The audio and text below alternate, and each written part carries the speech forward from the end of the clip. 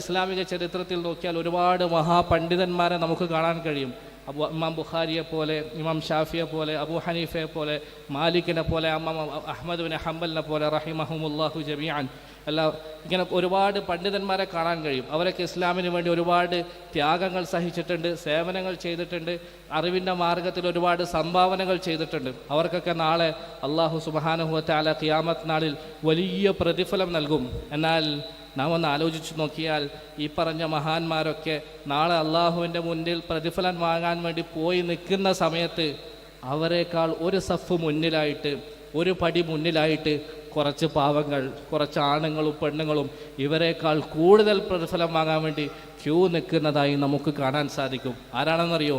ഇമാം ബുഖാരിയേക്കാൾ പ്രതിഫലം വാങ്ങുന്നവർ, ഇമാം ഷാഫിയേക്കാൾ പ്രതിഫലം വാങ്ങുന്നവർ, ഇമാം അഹ്മദ് ബിൻ ഹംബലിനേക്കാൾ പ്രതിഫലം വാങ്ങുന്ന അവരാരാണ്? അവരൊരു പക്ഷേ ചരിത്രത്തിൽ പരിശോധിച്ച് നോക്കിയാൽ അവരുടെ പേരുകൾ നമുക്ക് കാണാൻ കഴിയില്ല, അല്ലെങ്കിൽ അവരുടെ വിശേഷണങ്ങളൊന്നും കാണാൻ കഴിയില്ല. പക്ഷേ ആ പാവങ്ങൾ ആരാണെന്ന് ഖിയാമത്ത് നാളിൽ ചെന്ന് നാം അന്വേഷിച്ച് നോക്കിയാൽ നമുക്ക് കിട്ടുന്ന മറുപടി ആ ഇമാം ബുഖാരിയാക്കാൻ കഷ്ടപ്പെട്ട ഉമ്മയാണത്. ആ ഇമാം ഷാഫിയാക്കാൻ വേണ്ടി കഷ്ടപ്പെട്ട മാതാപിതാക്കളാണ്. അതെ, നാളെ ഈ മഹാന്മാർ പ്രതിഫലം വാങ്ങിക്കാൻ നിൽക്കുന്ന സമയത്ത് അവരെക്കാൾ മുന്നേ, അവരെക്കാൾ അധികം പ്രതിഫലം വാങ്ങുന്നവർ അവരുടെ ഉമ്മയും വാപ്പയുമായിരിക്കും. നിങ്ങളറിയോ, നമ്മൾ ഇമാം ബുഖാരി എന്ന് ഒരുപാട് കേട്ടിട്ടുണ്ട്, സഹീഹുൽ ബുഖാരി എന്ന ഗ്രന്ഥത്തെക്കുറിച്ച് നമ്മൾ അറിഞ്ഞിട്ടുണ്ട്. ഒന്ന് മനസ്സിലാക്കി നോക്കിയാൽ ഖുർആനിന് ശേഷം ഏറ്റവും ഒതന്റിക്കായ, ഏറ്റവും സഹീഹായ ഗ്രന്ഥമാണ് സഹീഹുൽ ബുഖാരി.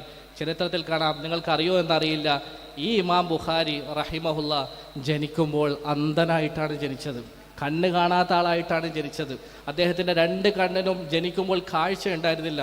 ഉമ്മാക്ക് ബേജാറായി, ഉപ്പയില്ല, ഒന്നടുത്തോട്ട് ഹോസ്പിറ്റലിൽ കൊണ്ടുപോകാൻ, അന്നത്തെ കാലഘട്ടത്തിൽ ലഭ്യമായ ഏറ്റവും നല്ല ചികിത്സ നൽകാൻ ആ പാവത്തിന് ഉപ്പയില്ല. ഉമ്മക്ക് ബേജാറായി, വെപ്രാളമായി.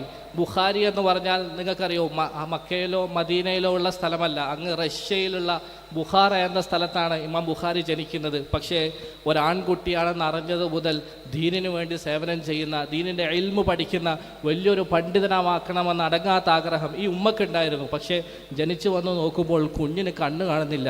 ഇനി ഞാൻ എങ്ങനെ ഇവരെ പഠിപ്പിക്കും? ഇനി ഞാൻ എങ്ങനെ ഇവനെ ആലിമാക്കും? ഇനി ഞാൻ എങ്ങനെ ഇവരെ ഖുർആനും ഹദീസും പഠിക്കുകയും? ആ ഉമ്മയുടെ മനസ്സ് വെപ്രാളപ്പെട്ടു, പടപട ഇടിച്ചു. ആ ഉമ്മ കരഞ്ഞു ദുആ ചെയ്യാൻ തുടങ്ങി മകന് വേണ്ടി. എത്ര ദിവസം കരഞ്ഞു എന്നറിയോ? നമ്മളൊക്കെ സാധാരണ എന്തെങ്കിലും പ്രശ്നങ്ങൾ വന്നാൽ 1, 2, 3 ദിവസം കരയും. 4-ാമത്തെ ദിവസം, 5-ാമത്തെ ദിവസം നമ്മൾ ആ ദുആ അവസാനിപ്പിച്ച് അള്ളാഹുവിനെ കുറ്റം പറയാൻ തുടങ്ങും. എന്നാൽ ആ മാതാവ് ക്ഷമയോടുകൂടി തൻ്റെ മോനെ മടിയിലിരുത്തി ആ മോന് വേണ്ടി കരയാൻ തുടങ്ങി. 1 മാസമല്ല 2.5 ആ ഉമ്മ ആ മകന് വേണ്ടി കണ്ണുനീര് ഒഴുക്കി 3-ാമത്തെ വയസ്സിൽ അത്ഭുതകരമായ രീതിയിൽ അള്ളാഹു സുബ്ഹാനഹു വ തആല ഇമാം ബുഖാരിക്ക് കാഴ്ച നൽകി. അള്ളാഹു സുബ്ഹാനഹു വ തആല എന്തിനും കഴിവുള്ളവനാണ്. ആ ഉമ്മയുടെ കരച്ചിലിലൂടെ, കണ്ണുനീരിലൂടെയാണ് അദ്ദേഹത്തിന് കാഴ്ച കിട്ടിയതും ആ കാഴ്ച ഉപയോഗിച്ച് പിന്നീട് അദ്ദേഹം ലോകത്ത് ചരിത്രം സൃഷ്ടിച്ചതും. അറബി ഭാഷ, മദർ ടങ്, അദ്ദേഹത്തിൻ്റെ റഷ്യയിലാണ് അദ്ദേഹം ജനിച്ചത്. മദർ ടങ് പോലും അറബിയല്ല, മാതൃഭാഷ പോലും അറബിയല്ല, പേർഷ്യൻ ഭാഷയും റഷ്യൻ ഭാഷയും സംസാരിക്കുന്ന ആളായിരുന്നു ഇമാം ബുഖാരി റഹിമഹുല്ല. അതുകൊണ്ട് തന്നെ അദ്ദേഹത്തിൻ്റെ കിതാബിൽ ചിലയിടങ്ങളിൽ പേർഷ്യൻ വാക്കുകൾ പോലും കടന്നു വന്നതായിട്ട് നമുക്ക് കാണാൻ കഴിയും.